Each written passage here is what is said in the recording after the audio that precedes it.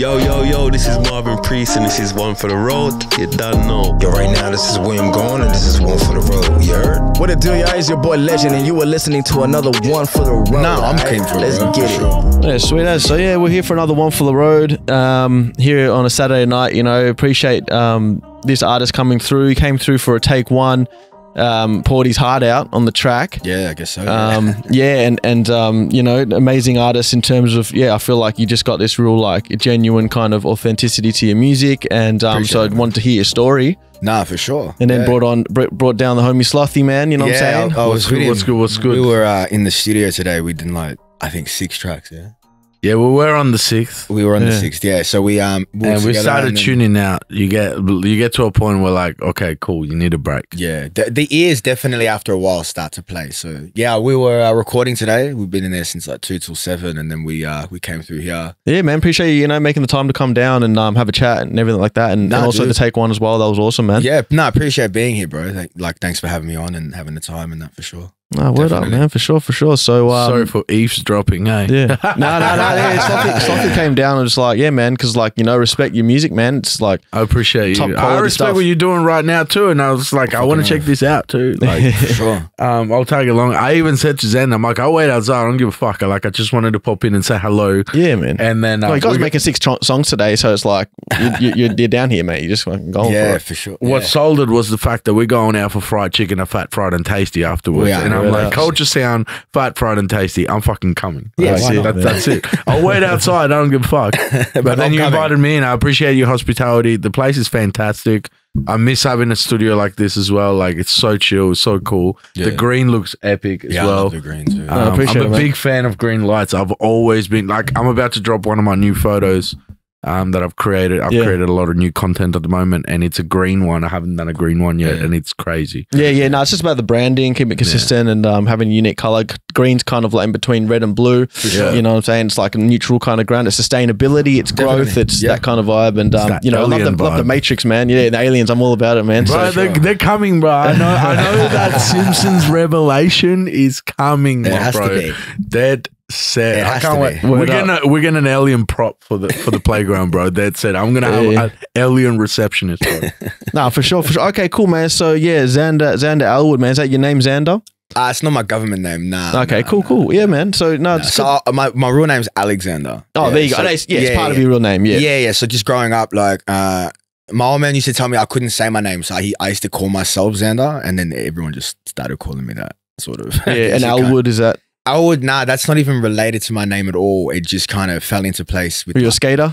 Yeah, I was a skater. Okay. Yeah, I did wear Elwood too, so it might have popped into it at some point. But it's a nice name, man. Yeah, I did well. Yeah, it kind of just, I don't know. I've thought about like the whole, like down the track, like, do we rebrand it? Do we rename it? And I'm like, it's been 10 years now. Like, I think everyone goes through that. Everyone goes through like, oh, do I change the color of the branding, or do I whatever, change the name, or do I change my style? It's like, we're artists, so you got to just kind of put it down for sure and accept that. But I think things like podcasts allow you to run it back and go, look, back then I was doing certain things that now I wouldn't do, or now that I have a different opinion, and that's what it is. We're putting ourselves out there on the internet, man. So for sure. Yeah, no, and that's it. It's all about, who you're identifying as out there to your fan base, right? Your community. So, I mean, I guess sometimes we have a little bit of like a revamp and rebrand and sort of what am I representing? What am I not representing? What are my morals today? And what do I stand by, I guess. Okay, so what do you stand by at the moment? What are the sort of core pillars of your life that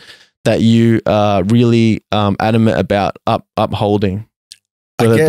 Honestly, for me, it'd be like originality is one of them for sure. But like, if even like unmusic related, just like loyalty, man. Like loyalty is a hard thing to come by, whether it's like friendship or relationships or anything in business or anything like that. And like yourself and and stuff as well. We've been doing this for a while. We've been in the sort of Melbourne scene for a long time. Yeah, when you came in to do the take one, like you just mentioned his last name like 10 times. Like, just keep shouting you out. Like, so yeah, no, I've known him for 10 years too. Oh wow, okay. The new USP tag is we've been here for a decade, eh? Yeah, fucking oath, and it's true too. Like I've known Sloth since I was 18, and like he reached out to me when I was just doing like little stuff on SoundCloud, and like started to pop off a little bit on there and that. And we started working together for a few years, and then I was doing some other stuff, and we came back together in 2020, and it's just been nonstop since. So, and that's where the loyalty comes into play too. Like I've seen so many dudes along the way. Like I don't burn bridges, bro. If we're all aiming for the same success, why burn the bridge, right? So I don't burn bridges. I let you burn the bridge.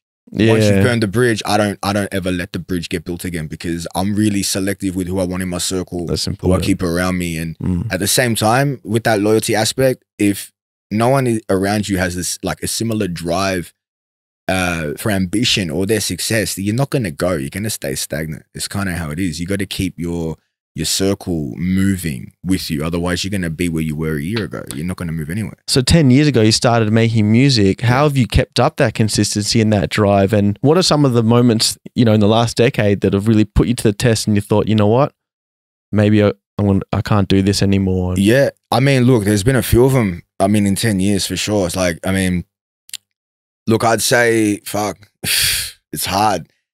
I kind of had like a hiatus from like 2018, 2020. I stopped doing stuff for about 2 years. Yeah. And that was mainly because I was running out of shit to say. Do you know what I mean? Like, you're not experiencing shit. You're not going out there.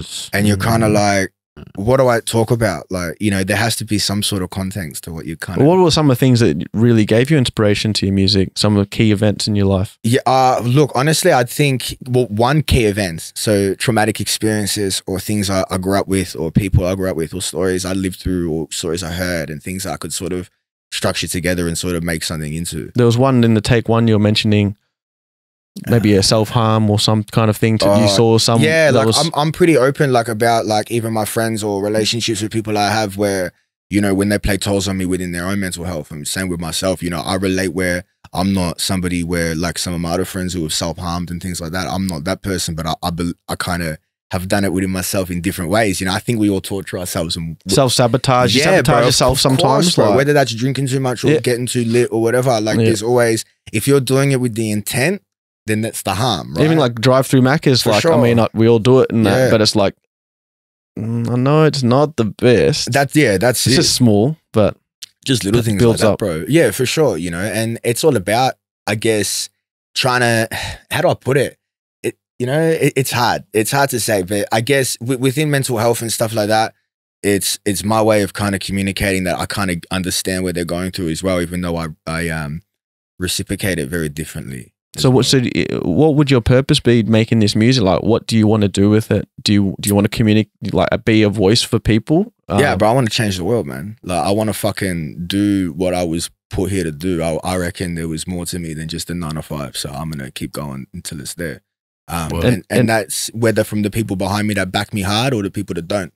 It doesn't fuss me because I've seen the progression throughout the decade anyway. Yeah. So, and you've got, like, you know, an amazing, talented music producer. Yeah, for sure. To bring that message across. Definitely. In different ways. How's it been like kind of linking up with Sloth and kind of like getting him to, you know, communicate your message in ways that you never thought possible? Honestly, it's worked like butter because fucking we already coincide. Like, we kind of go together like fucking glue almost, or we just stick, you know what I mean? But he always understands the message I'm trying to come across with. And if I'm in the booth with him and if I don't even have to, we don't have to talk. Like, I can just record. He knows what I'm trying to do with the beat via the tone of the voice I'm doing. He knows what I'm trying to capture. And we almost just go on autopilot together. Yeah, like, we really both know exactly what each other's going to do. Yeah. Like, that's it. Like, we started really, I didn't get in the booth till 3 o'clock today, and I walked out at 7 and we did 6 tracks.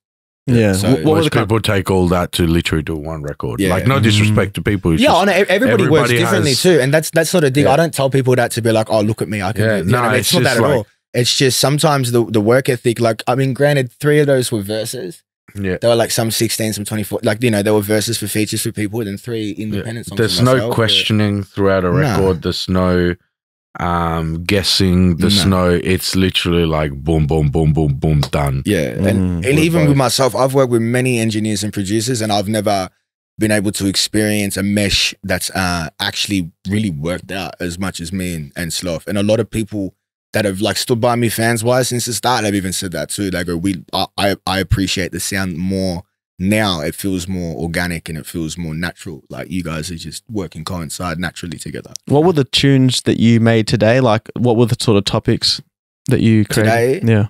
Oh shit. What we did, Levez. We did one with Levez. That one's crazy. That was just me and Levez just going bar for bar. Yeah, just going bars out with it, no hook, just some two big shit. verses. That's on the next SP album as well. Yeah, that was we met here, me and Levez, and we were doing the take one. Yeah. And I liked him. Wow, that's I really liked collaboration. Yeah, man. Yeah, man. I was just chatting to him and that, and then after it as well. And then I know he was like, it was small world because he was linked up to do some stuff at the playground with Sloffy and Busser and Zacko and stuff like that as well. And I just met him and I was like, oh, we should link.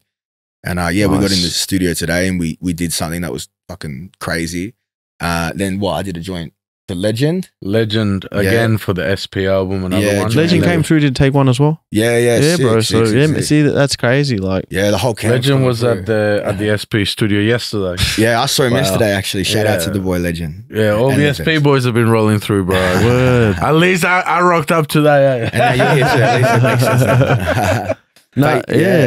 sense. So today was crazy. Like what I did one storytelling track that we might revisit just because it was the last track we did. It was 3 verses. It's like, bro, it was 5 minutes long. It's a 5-minute track too. So I'm like, we might revisit it just because of the vocal and stuff like that. What else, man? Jesus, we did. Me and Raz. Me and Raz did a track for the album too. Yeah, we've been busy today. And then there was the 2 ones for Andrew. Yeah, I did. I've been working with another producer as well, Andrew Simpson. So that's 5. That's 6 records we've done. Yeah, 6 today. Yeah, he's a big lo-fi producer, really fucking massive. Yeah, I think I heard him. A couple of people talked about him saying he's got lo-fi beats out on the east side. Yeah. Simpson. Yeah, he's dope, man. He's a real dope guy. He came through today as well, just to sort of catch the real humble too. Yeah, real humble dude, bro. Like kicked back and everything was not like. I don't know, you get like producers that get in the studio and like full on like trying to like take over and like sit next to me and like trying to see how I mix shit and all that. But like, no, he just kicked back, bro. Yeah, he didn't give a fuck. He was just happy to be part of the process. I even asked him like at one point, I'm like, yo, do you have any input? You know what I mean? This is your beat. And he's like, nah, bro, I'm really happy with what you've done. Yeah. And he just didn't care. No, I think, your sound like speaks for itself. And then a true creative would go, yo, like, let Slothy do his thing. You know what I'm saying? Like, same as like with Culture and Sound, Ollie. I'm like, man, like he knows everything. I might say a few things. I'm like, oh, what about this? And it's just like a back and forth. He might come over and say, are we going to get like a wider angle or tighter up? And I think like a little bit of feedback is good. But yeah, ego needs to stay outside on the street. Ego I don't bring the ego out unless someone makes me bring my ego out, really. I'm not. When I was younger, bro, like, everyone was, all have egos and we're young men, we're just like programmed. It's the warrior phase. Yeah, we're like, oh, fight or flight. Ego is fun to play with at times. When you can control it. For sure. And you know your time and place, like, cool, let's bring out the ego for a laugh. Yeah, and there's always times. And then like you just laugh about it and shit. But like, you know what I mean? You gotta stay humble with it. Definitely. And I'm not, I don't know, I've met dudes who I won't name along the way who had a huge ego and it ruined it for me. Like, I won't listen to their stuff again. They burnt the bridge for you. Yeah, and I don't know why. It was just kind of like, relax, bro, hang on, and it was, humbleness is a big thing because I've met dudes that are 20 times bigger than that other dude and they're the most humble person in the world. Like platinum plaqued artists that are nice as shit that would never treat you like that. It could come with just maturity and or miscommunication. I don't know, like time and day too. It could be someone's mood, bro. I know I've met people out there where I've had a shit day and I might not have been the nicest person. I might have tried to be or come across like a dick or whatever. But less these days. It's like we grow up and that. For sure, bro. And it's hard. Like I know today if I went to Fat after this, I've been working all day. I'm probably not going to be the most hype person if I meet a fan at a restaurant in the next hour. Do you know what I mean? But that's also time of day and guess too. But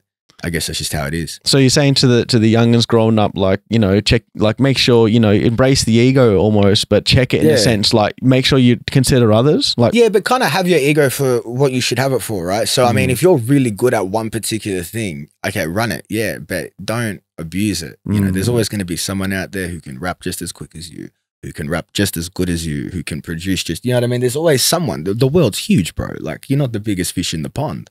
At the end of the day, though, if I was like, I'm the best storyteller, like if that was like Jonah Lucas, that's his, his forte is like telling stories and really manipulating a word scheme. If that was my thing, I would run with it too, just like he did, right? And he really progressed from it and started to grow and he had his side A and his side B's and, look at the things I can do. That's what you do. You don't just talk about it. You didn't see him going around saying, I'm the best storyteller because no, he fucking just did it. He did what he was set to do, and that's what he focused on, and he got it done. If you're talking about it, it's not going to happen. You know? And I'd rather have 50 failures all year than have no tries. Do you know what I mean? Like, I'm not going to learn what's going to push me to success if I'm not failing. So what is success for you? Growth. For me, success is growth, whether it's in myself, whether it's my bank account, whether it's anything. Growth somewhere, whatever I'm aiming to grow at, I guess. You know, whether if that's my own psyche, if it's my pocket, whether it's whatever I'm looking to grow at the time, if as long as it's growing, I'm happy. You know? And sometimes you got to realize you got to water shit and it's going to take time. And the next step from that is wealth. Yeah, that's it. And whether that's, you know, and I don't even look at it, you know, like as a money factor, wealth. Like, no, wealth is not to do with money. Yeah, nothing. Wealth is your health, your family, and who you keep around you. You know what I mean? I could be the richest dude in this room. No one would know, but I ain't got no one at home with me. Then I'm fucking poor as shit. Right? So I'd rather have what's in my wallet, be happy, and fucking go forward with it. That's it. You know, there's no other sort of way. You don't want, you don't want to get to a point where, you don't have any money in your pocket and then you start to sacrifice on certain things. You know, you start to become like a scavenger, or you become desperate, and then your mental health gets affected and stuff like that. So how have you, throughout this career, supported your music career? Because I like to talk about that to artists, to, you know, for the up and coming, like, you know, some good advice and just some general knowledge about like sustainability. Because you guys have been 10 years, you know, got SPs coming up to the 10-year mark. I've been, you know, 12, 13 years. Like, yeah, you would be for sure. Yeah. Yeah, it's been a while. And, you know, it's like having a balance as well is important. Wilding out when you're young is one thing, but you don't want to kind of get to the point where you just like totally give up. Because a lot of people, have you seen people give up? Oh, yeah. I mean, I'm sure we've all seen dudes in the last 10 years that have skyrocketed and you've gone, what the fuck? And now, like, we don't even remember their names. It happens a lot, you know, it really can happen everywhere. But I think, like you said, staying, I guess, relevant in that sort of term of things, like whether that's relevance within yourself, let's just say. Yeah. Man, finding the energy and the I want to say the drive to continue and the drive to take a step back and sort of go, okay, everybody views the success at this point, and that's arias and that's billboards and that's money and that's this and that's that.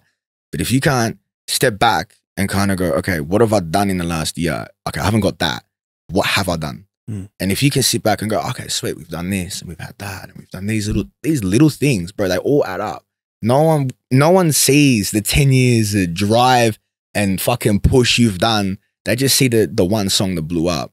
So if I blew up tomorrow, no one who's new is going to see all the stuff I've done prior. They're just going to think, Zanda did that one single and it blew up. And that's... Yeah, it's changed actually. It used to be like 5 years ago, I think, you know, you make a big song and then people go through your back catalogue. Yeah, no one does that. But these are the attention spans. It's like, what's next from you and what the algorithm serve up. It's a bit sad in that respect.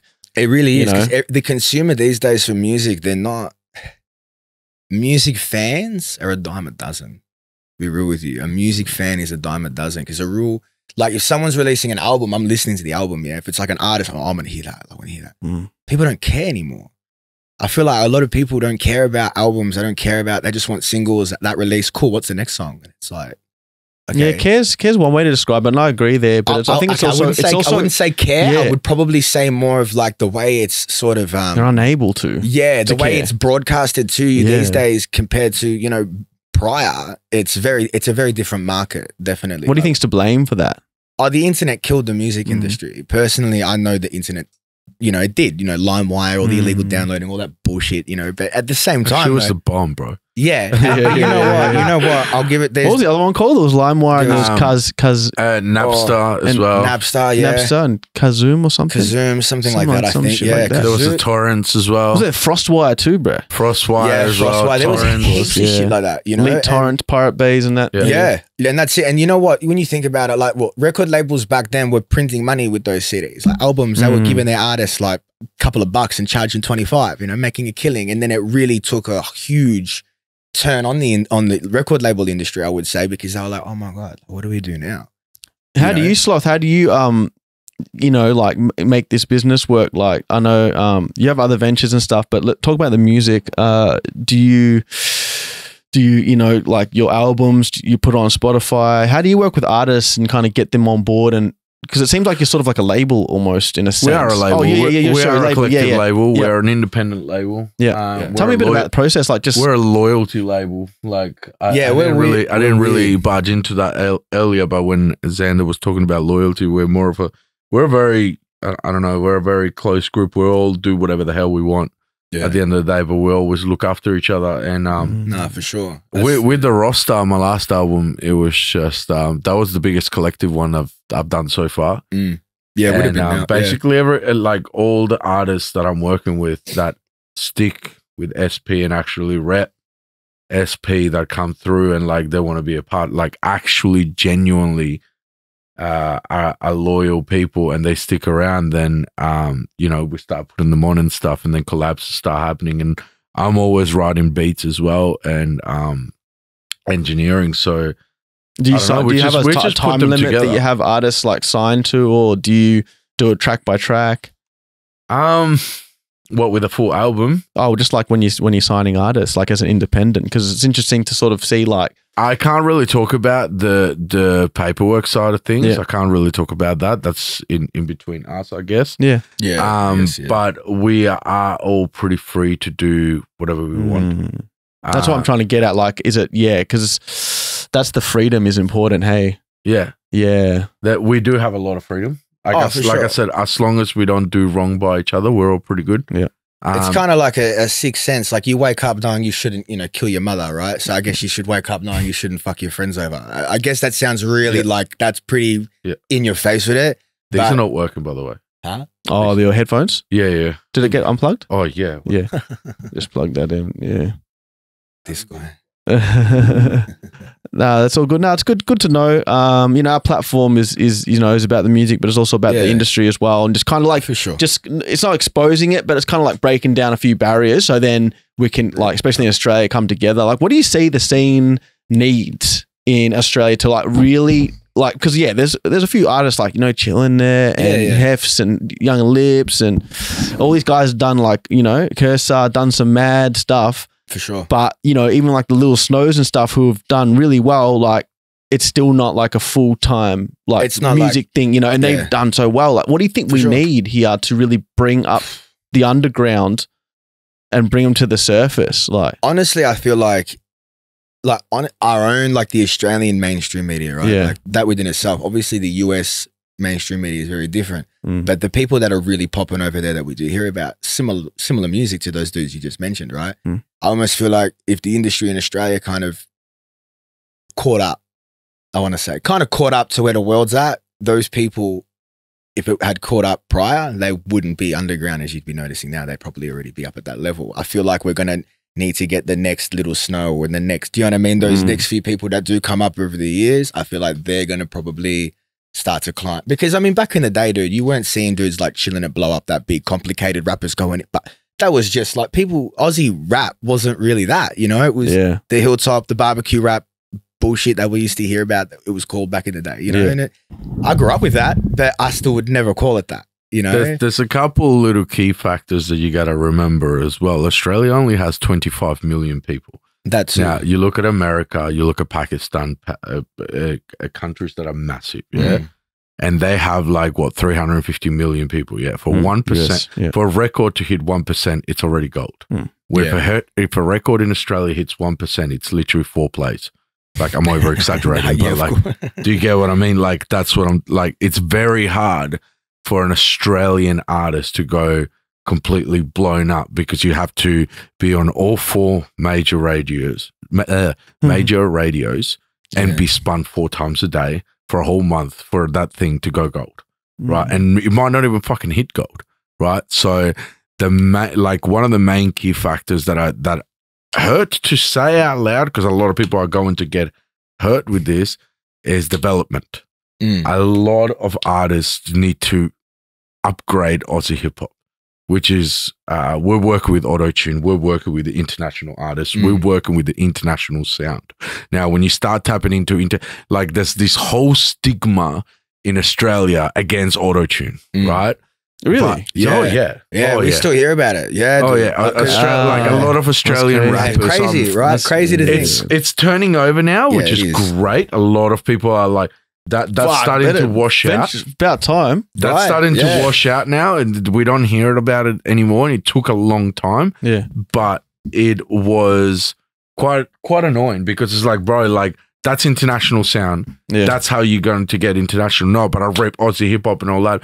Cool, you're repping Aussie hip hop to 5 fucking people, or you can go to 5 million. Like the choice is yours. It always depends on the artist too. Like, what are you looking for? Are you looking for? Do you want to do it full time? Because I know, I know that's hard to say, but it's like sometimes, bro, you got to go against your own grain. You know what I mean? Like, it depends what you're trying to go with at the end of the day. What's your experience like, Sloth, with the radio stations? Have you had some radio spins? Yeah, I get radio spins all the time with Triple J, Triple M, and Triple R. Triple M. Yes, I've had a couple. Oh, that's interesting. I've worked with some majors. Yeah, which has been pretty good. What's it like dealing with the stations? Like, because I don't. Yeah, no, you wouldn't. They just pick it up. I'm in the office. Yeah, I mean our managers do that. Yeah, like I just get paid. It's great. No, that's good. Yeah. I mean, I sit down with the artists, managers. We write the records. We do everything. Yes, sometimes it's kind of annoying, like going back and forth with. There's been times where we make a record and then literally and I don't know where we get hit up by a radio station and I get a message like, Soft, you need to do a radio edit for this track because it's going to get played at 6 o'clock. We only just found out today. Yeah, and it's like, and I'm like, fuck, bro. I'm like in Point Cook when the studio's in Bayswater, and I'm like, you know what? I just gotta leave. I'm sorry. Yeah. And I leave whatever I'm doing to go do a radio edit to get that track on the radio. What are the songs that get spun? Like if you could generalize the genre or the sentiment or... What was that? Melbourne got spun. What song was that? Melbourne, Melbourne. Yeah, no, I know Melbourne. I think it was Failure and Miss Calls got a lot of spins, didn't it? There's been a few, bro. This and that. The MC has been spun.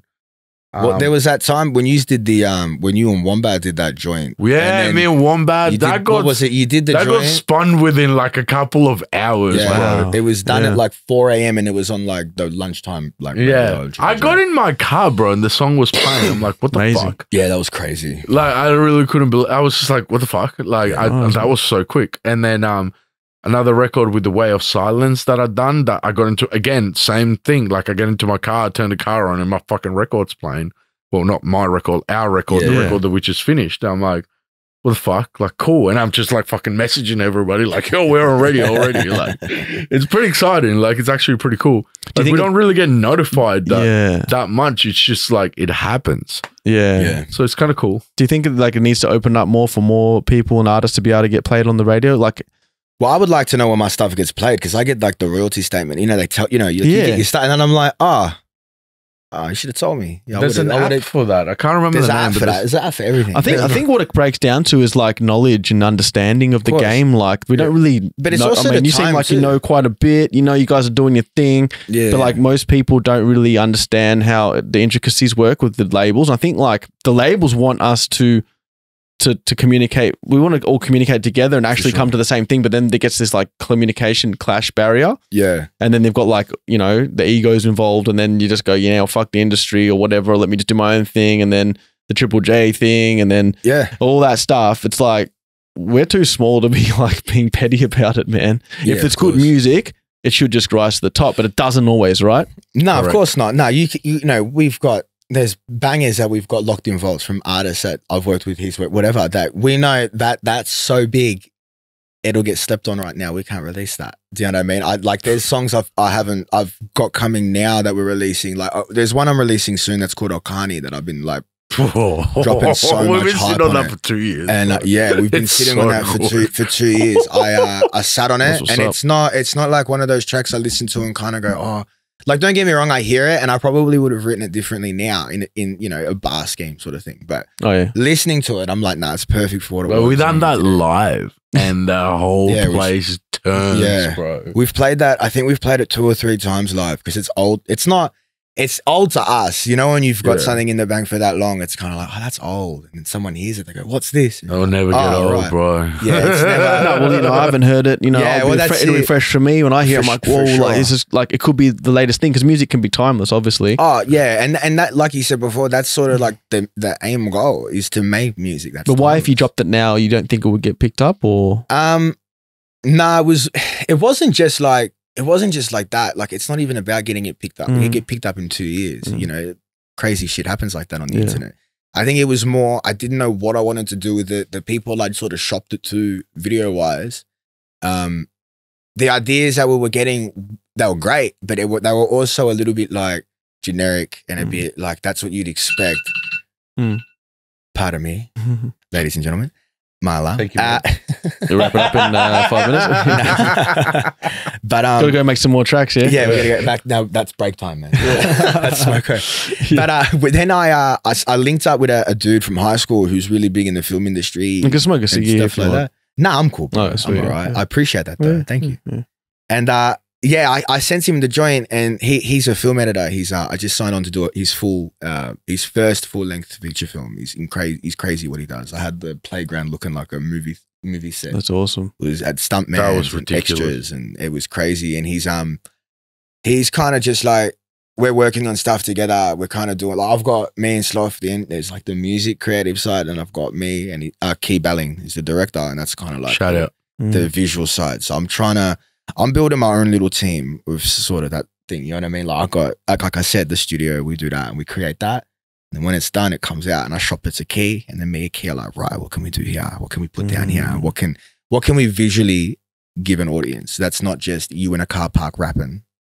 Right? When you have a team and you're looking for people to join your team, or how do you trust the team? This is the weird thing, yeah. The whole time I've been starting, you're always like, "Oh, I want my team. I want a team." The team just fell together. Like Sloth for me, like we've said already, and then Key as well. That just sort of happened. Same with the photographers, and same with the clothing labels. It just sort of fell together, and the guys and girls that sort of the people who want to be in your team will push to be in your team. That's right. Yeah, that's and facts. And those people too, bro, like they put their own time and energy into it. Like a lot of these people I work with, like there's no money back and forth. Like, we're working together 100%. Trying to build something. So we're helping each other out. And I look at it like, well, if the clothing label here is giving me stuff because they really believe that one day it's going to benefit them, and they don't even need me, then I got to work harder to make sure I can give it all back to them. That's how I kind of look at it, you know? I'm not just doing it for me. I'm not doing it for anything like that. I'm doing it because I want to change the world, bro. And I want to. Yeah, let's go back to that. Energy, you said, you want to change the world. Like, what parts of the world do you want to change? Or like, what's your world like that you see day to day that you want to change? Where are you from? Are you from what suburb? I'm from Melbourne. I was born and raised down in Box Hill for like most of my life. And then moved out towards the Ringwood Way, and now I'm out in Finchley Gully. Okay. But look, for me, bro, when I say change the world, I just kind of mean like your world. Yeah, bro. Like when someone says change the world, like every world's different, right? If we're looking at it, like you said, from that aspect. So what do you see that you want to change in your world? Within my world, bro, honestly, I want to find, and as corny as it sounds and as generic and as far-fetched, happiness, bro, is the main thing you should always try to find. Health and happiness, right? Now, if I'm trying to find happiness, you're never going to find it. You gotta live for that. You gotta wake up and decide, hey, so today I'm gonna try to actually be happy here, or I'm gonna look at a brighter situation throughout what I'm going through. Now, same with music and trying to change the world within myself. I'm trying to make sure that everything that I feel like I have talented wise, that I'm actually able to put out there and not feel like when I'm 45, I've got nothing waiting for me. You know what I mean? It's more about trying to change the world that my family's kind of grown up in and the circumstances that they've had, and trying not to repeat the cycle that was repeated with me, and try to actually leave a legacy behind that's not like I said, not a wealth thing either. That's whether that's music or not, whether my kids are going to listen to this in 30 years and go, oh crap, dad was crazy, you know. But they're definitely going to say that, you know. So yeah, breaking the cycle, what kind of cycle are you kind of breaking? If you touch on that just briefly. Yeah, like for me, bro, the cycle more just like shit. Like some of it's kind of hard to touch on, I guess, like sort of publicly. But when I say like breaking the cycle, I kind of mean like my old man kind of grew up like he was an immigrant, right? So his family came here from Serbia, but you know his folks, like he grew up in the flats of Richmond when they were like just built. Like they got to pick the level that they were on. They were like, just pick a floor. And all the Serbs go there? No. This was just like my dad and his family. They were like, pick what floor you want. There's like no one in here. It was like new. Wow. And they were living there, I think, from early 70s until like 90, probably 92. They were there for so long. My dad used to tell me that all their family and friends had moved out and they were still there.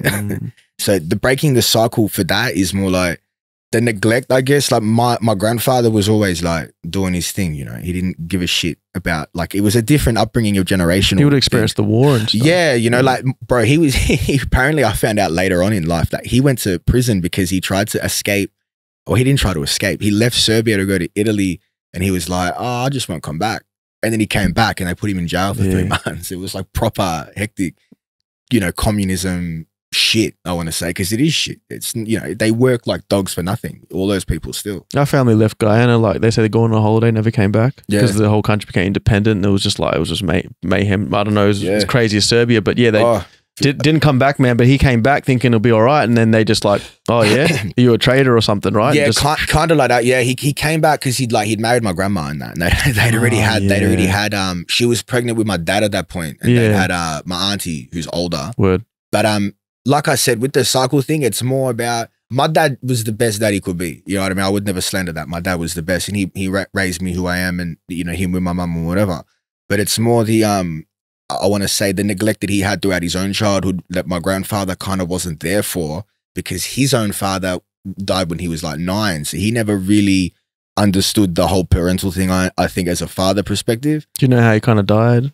Well, my grandfather's father, he actually murdered because of the communism and the royal families. And all so that. It's all ties in that way. But I don't know much about the historic side of things. It's all, you know, it's everywhere. And 9 years old, like, oh, what do you know, bro? Like he was working at 13 as well. My grandfather at for a sheep farm. They had like sheep and that, and he used to have to watch them with the other old dudes. And he was like a kid.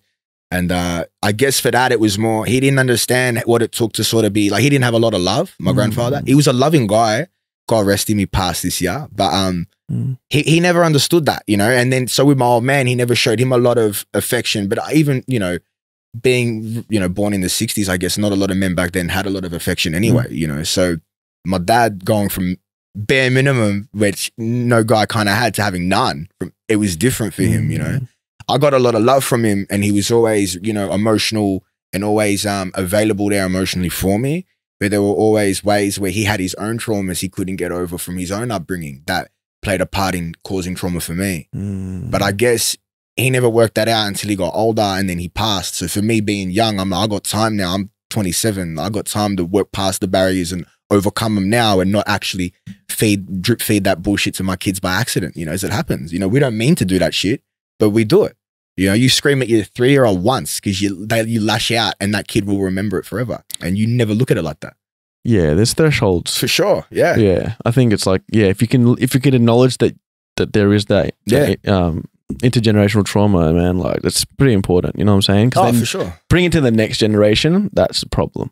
Well, that's it. And when you're not aware of it, you unwillingly continue the cycle of it, you know? And I guess we're all different, and my kids will get raised differently to how I was raised, unintentionally or intentionally. It won't matter. But no, it seems like you got like a core value there that you're kind of trying to push forward. Does that come through in your music? Yeah, I try to, definitely. You know, I try to always make sure if I'm touching on something real, that I'm not going to speak on anything real unless I don't think it, you know what I mean? So if it's not real to me, I'm not going to make it out like it is. What would you say to people out there that like, you know, infatuated with the drill movement? Because I love the beats, the way they rap and everything. Sure, and I know when I was rapping back when I was younger, I'll, you know, talk about some crazy shit, but never put it out. Yeah. But like these days, these kids are young.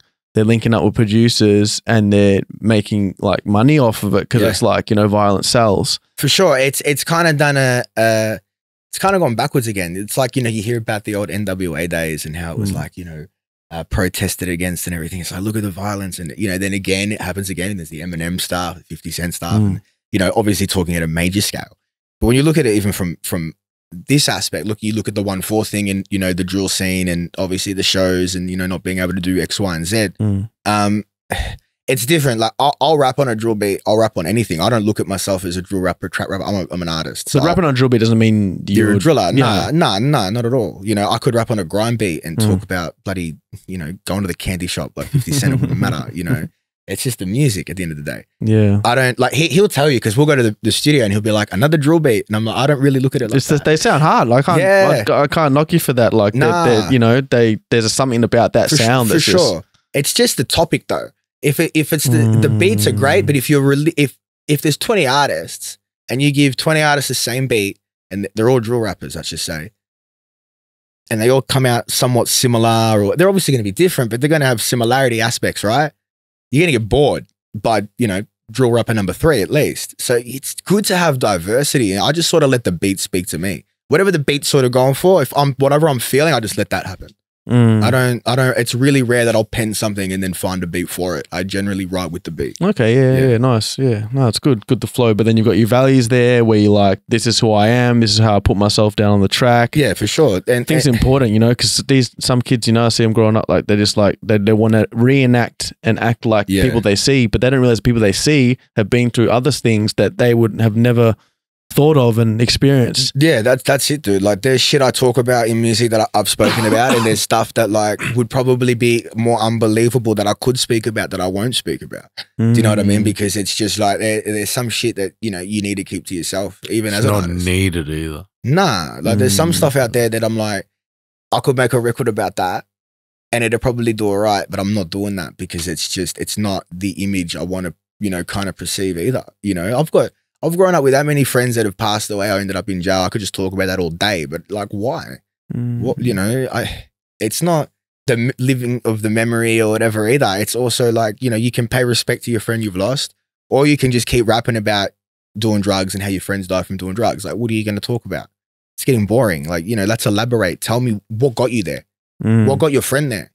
Well, how did that make you feel when your friend died? Where's his family? Like, I look at, being ADD, I think I kind of look at every entry, exit, sort of, I can't help it. I need to know the situation I'm in and 15 different ways to escape before I walk in the room.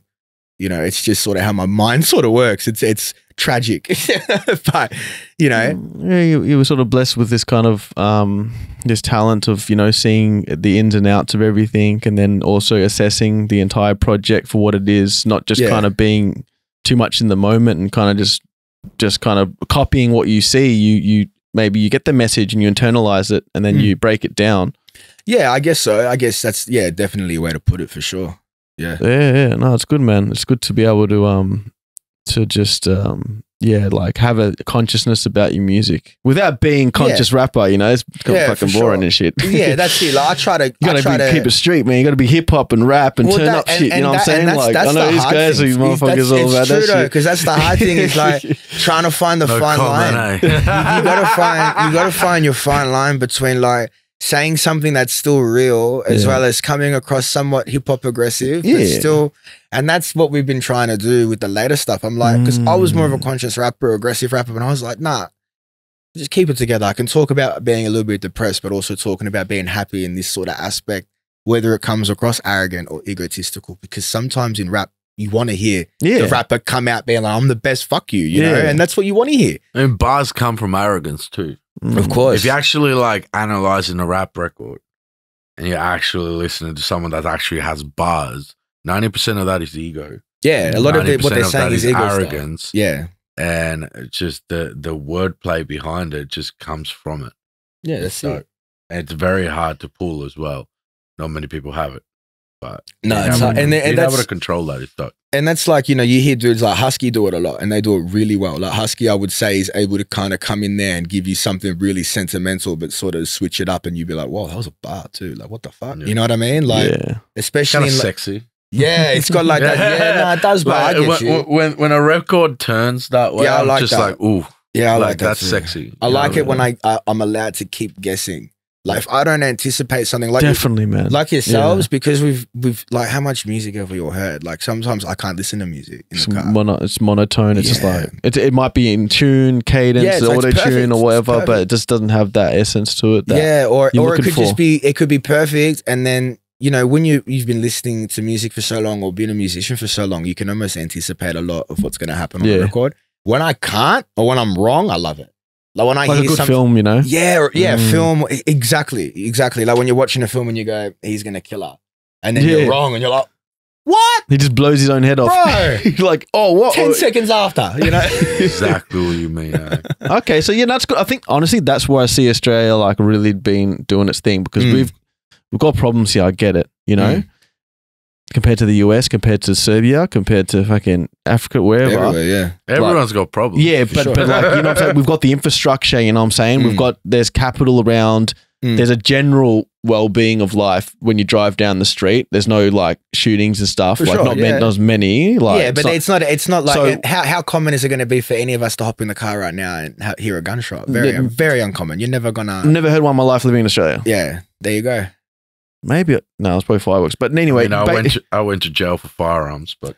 That's a story for another day. That's a different story. Yeah, I mean, you know, having them and stuff for protection is one thing, you know. But when shooting them in the backyard is great. Yeah, shooting around, you know, yeah. But doing Gainesville, like I've been to Gainesville, like in Florida, and my uncle was like, "Yo, here's a shotgun." I'm like, "Cool." We're having some beers and like shooting the shotgun. Then we went down to the range. Yeah.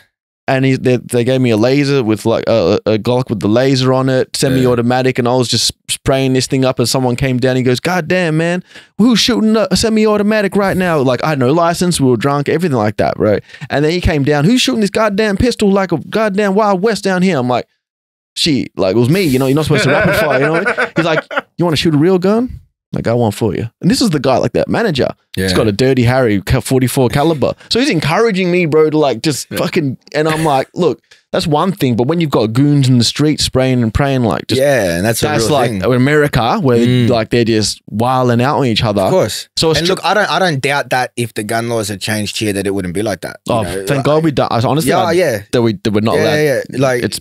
My old man told me, I've heard some crazy stories and seen some crazy shit, you know what I mean? And even he would tell me, he's like, "Bro, if the gun laws hadn't changed, it was still crazy." Like he would say if camera phones were around growing up, bro, he goes, everyone would be in jail. Yeah. He goes, everyone would be in jail. He goes, camera phones in the 80s, he goes, the 90s, bro, forget it. Wow. You know? So that's what I'm saying, like with the music scene, I think the style, like what you're saying to me, I feel like is kind of where we need to be, you know what I mean? It's like have a balance, hey, like for sure, talk about the hardships and turn up kind of vibes, have it all mixed in together, but elevate, like make the best music in the world. You know, we've got amazing producers who like scientists. I see the way you do a thing, it's like scientific almost, you know, when I see some behind the scenes. Some buttons, bro. Yeah, but you know, not everyone can press them in that sequence, you know what I'm saying? No, that's it. It's nice, man. Even importantly, like you said, like we're in a good point in this scene now. Like there's a lot of industry people that are backing it. Like you got your JD Sports that are doing so many crazy cool things, and even ASICS and all these big brands that are really coming together with, like, you know, Mitros and all those dudes like that. And I see it and I go, that's crazy. And that's also one of the reasons why I actually like JD Sports, because they're not culture vulturing it, you know what I mean? Like there was the Culture King sort of thing, and a lot of people aren't really on the owner for Culture Kings, you know? I hear two sides of the story of that. Yeah, bro. I hear two of that too. I hear everyone loves him, and then I hear the opposite, and it's I don't know. I don't know. The guy who made it, like, he doesn't own it anymore. Nah, I don't know. I don't know much about it. He built it up, and then I think he took it to the US.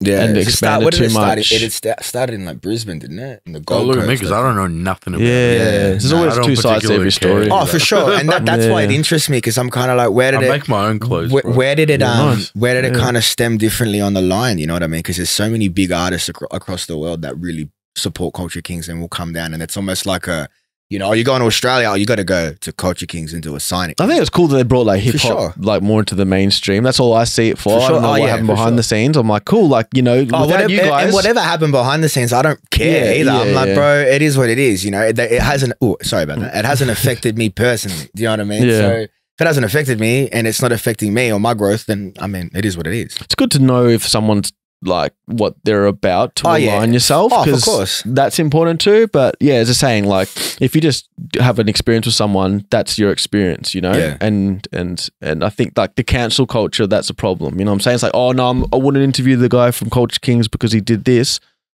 You kind of go, I like what you did with the brand. You know, why people saying certain things and kind of get into it, let them explain it.